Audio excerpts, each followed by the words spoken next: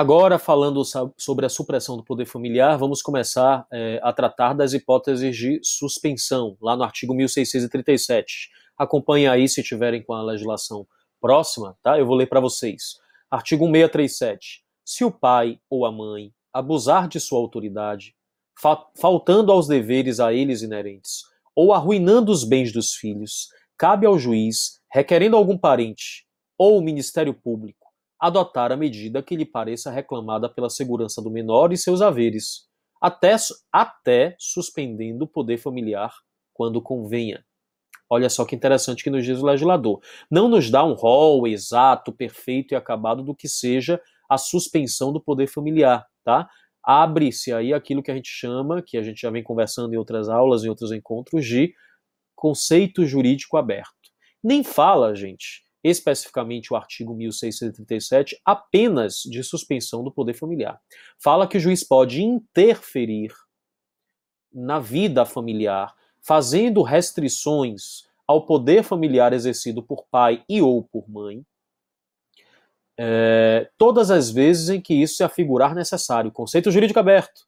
Todas as vezes em que se afigurar necessário significa dizer que é no caso concreto que a gente vai ver se o pai ou se a mãe exercem imoderadamente as suas atribuições, as suas responsabilidades, tá? Então, não nos diz vários tipos legais para acontecer uma medida de intervenção do Estado sobre a vida familiar, mas deixa ao crivo da aferição casuística. E as limitações podem ser as mais diversas, diz o legislador. Pode o juiz adotar, lá no artigo 1637 ainda, viu? Pode o juiz adotar a medida que lhe pareça reclamada pela segurança do menor e seus haveres. Qualquer medida, vírgula, até suspendendo o poder familiar. Vejam como é que se insere a suspensão do poder familiar, então. Dentro do leque de possibilidades que o legislador confere ao juiz em termos de restrição do poder familiar, tá? Poderá até, se for o caso, suspender ou dizer, opa, não basta apenas restringir assim e assado, tá? Nós vamos afastar esta criança do colo, da presença, do exercício da autoridade de seus pais, porque a situação aqui inspira este cuidado. A medida reclamada em favor da segurança do menor ou de seus haveres pode significar até mesmo a suspensão do poder familiar. Conceito jurídico aberto. É no caso concreto que iremos pugnar e o juiz irá efetivamente suspender este poder familiar, tá? Só existe uma causa objetiva prevista pelo legislador, que consta também no artigo 1637, mas agora no seu parágrafo único. Vejam só. Diz lá o parágrafo único.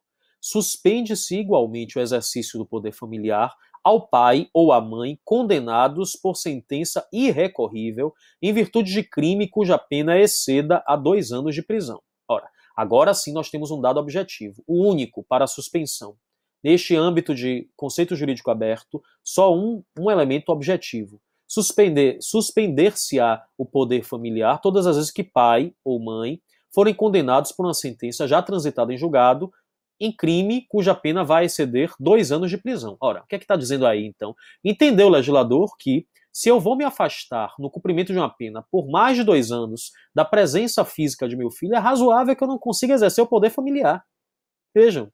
Então, se a pena for inferior, se me permitir outros atributos, né, como penitente daquela condenação, que me façam estar próximo de meu filho, ok. Mas se eu estiver falando de uma pena superior a 2 anos, fatalmente aquele menor em estado de vulnerabilidade precisará de alguém para cuidar dele. Então, não é que o pai ou a mãe percam o poder familiar, porque a punição deles já é a condenação criminal. Eles não precisam ser punidos civilmente com a perda do poder familiar. Eles terão suspenso o poder familiar. O débito deles com o Estado será pago com a pena, com a punição lá no processo criminal. Estamos falando de uma suspensão, quando o lapso temporal for considerado razoável. Mais de 2 anos, entendem? Então é a única hipótese objetiva prevista pelo legislador para as circunstâncias de suspensão. Aí está a suspensão, gente.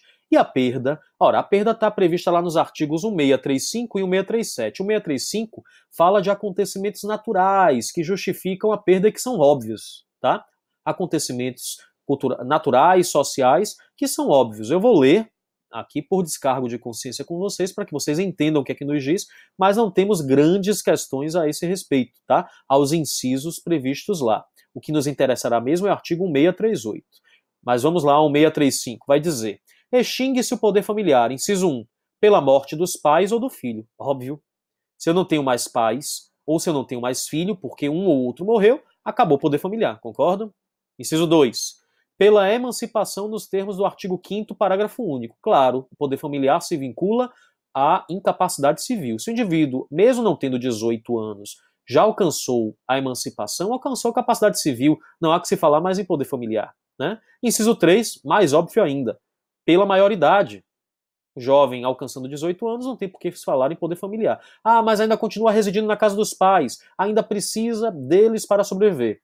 Não se fala mais em incapacidade civil, não há que se falar em poder familiar, tá? 4, pela adoção. Claro, nós já vimos que com a adoção se rompem os vínculos com a família de origem, a família consanguínea, a família biológica, tá?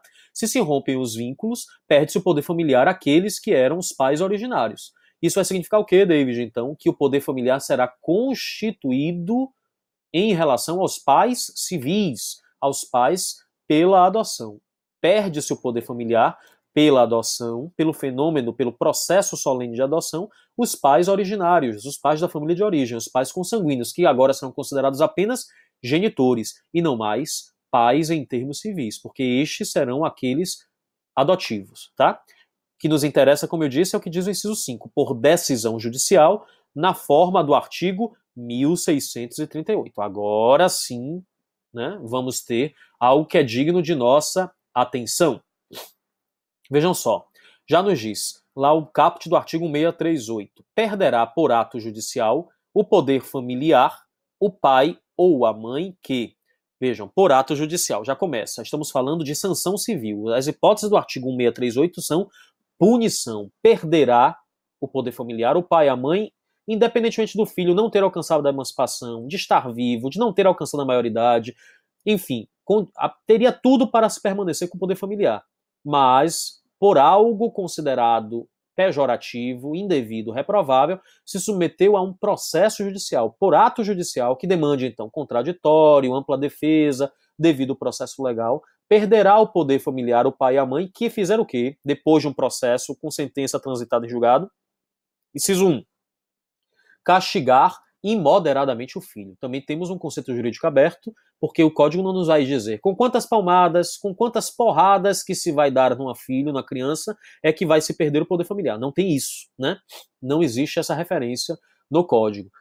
Castigo imoderado vai ser suprido esse conceito dentro do processo. Mas todas as vezes que se perceber que o pai ou a mãe violenta o seu filho na sua incolumidade física, na sua compleição carnal, corpórea, ele perderá o poder familiar por ato judicial que pressupõe o devido processo legal e o direito do pai e da mãe de se defender, dizer, peraí, eu não sou esse monstro não, tá? Se ele não conseguir se defender devidamente, ele perderá o poder familiar por ato judicial, tá? Inciso 2, deixar o filho em abandono, e aí seja no âmbito abandono material ou abandono moral, aquele que como pai, que deveria agasalhar, colocar sob suas asas o seu filho, assim não procede, deixando-o em abandono, não castiga, mas também o despreza, poderá perder o poder familiar, tá? Inciso 3, praticar atos contrários à moral e aos bons costumes. Vixe, aqui nós temos uma redação complicada, que não me agrada muito, né? Porque falar em moral e bons costumes nos lembra algo despótico, arbitrário, estranho, historicamente indevido, né? Mas o código aqui agiu, apesar da redação ser a pior possível, agiu com um propósito super interessante, né? Atos que não são considerados crimes, atos que não são considerados como violência física ao menor, mas que são considerados reprováveis. Por exemplo, se eu levo meu filho, ou se meu filho está sendo criado apenas na mesa de bar, ou envolvendo com pessoas de reputação, de consideração comprometedora da formação cidadã daquela criança, aí, enfim, ele será considerado alguém inábil para o exercício do poder familiar. Pessoal, vou ter que dar uma pausa novamente e gravar um novo vídeo para a gente continuar tratando deste inciso e dos outros seguintes, porque o nosso tempo já acabou aqui. Então esperem mais um tiquinho, que a gente já finaliza agora sim o Instituto do Poder Familiar no próximo vídeo, tá?